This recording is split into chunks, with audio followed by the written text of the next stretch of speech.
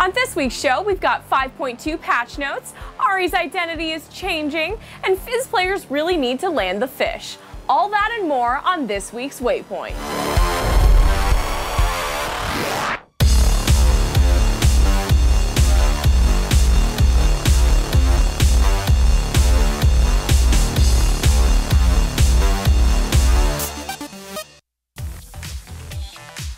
What's up, guys, and welcome to Waypoint, your weekly League of Legends recap. I'm your host, Kat Andresko. Patch 5.2 hit live servers this week, and it had some pretty substantial changes. The biggest of which is the complete removal of Deathfire Grasp. The short version is that without this item in the game, Riot can balance champions without having to ask themselves, would this champion be too strong if they bought DFG? Ahri's already received some much-needed love. Her Q now gives her a massive speed boost while her orb is in the air that rapidly decays over time. That's going to make it much easier for you to alter the orb's trajectory and make it actually hit something. It's also a general mobility buff, which I'm sure Ahri players aren't going to complain about. Her W received a ton of changes as well. The base damage has been buffed up, as well as firing slightly faster. On top of that, Foxfire will now attempt to acquire a new target if the current target is already going to die from other Foxfires. Oh, and casting Foxfire no longer messes up Ahri's basic attack animation. That one's for the Lich Bane users. Charm has been changed significantly as well. Targets no longer take 20% more damage, which kind of seems like the nail in the coffin for her DFG assassination playstyle. Its base damage and AP ratio have been buffed, but assuming you were actually hitting your charms, that's a big nerf. Finally, Spirit Rush is now more forgiving when dashing through or over terrain. That's actually a pretty huge quality of life buff for Ahri. Her R was way too punishing before compared to other champions.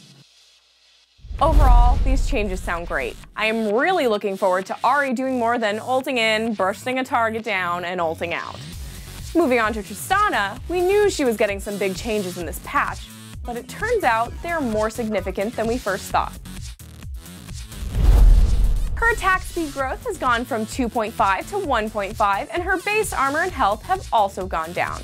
The change we didn't see coming is her passive range increase. It's now just 7 per level instead of 9. She still has a really good auto attack range at level 18, but it's no longer completely insane.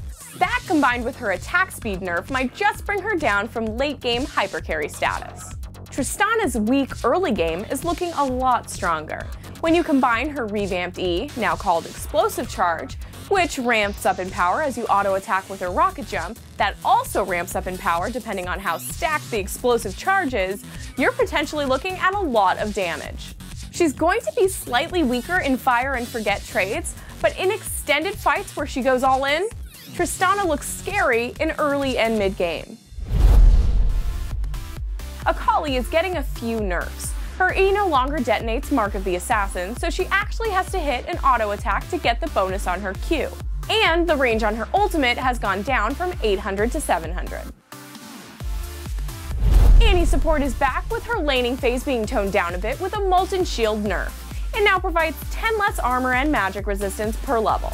Also, when cast on Tibbers, the bear now gains a ton of bonus move speed and gets the stats from the shield. Cassiopeia's mana costs on Q and E are going up pretty significantly. This might actually force Cassie to focus more on mana, relying on the free AP from her passive. Fizz has gone in a very interesting direction. Big damage nerfs on his Q and W, but a huge damage buff on his R. The only issue is, how often do Fizz players miss the fish, even at a competitive level? A lot. It's really hard to hit. Good luck, Fizz mains. Rek'Sai's base damage on Q and W have been hit pretty hard. Color me not surprised. I'm pretty sure she's been picked or banned in every game of the LCS so far. And finally, Giant's Belt now builds out of a ruby crystal, and the overall cost is the same. This should now make it easier to build towards your big defensive item without having to save up 1,000 gold. I want to take a quick second to thank this week's sponsor, Audible. Whether you're playing League of Legends, commuting to work, or in bed, Audible is the best way to get your audiobook fix. It's the fastest, cheapest way to gain access to over 150,000 high-quality audiobooks from a company you can trust.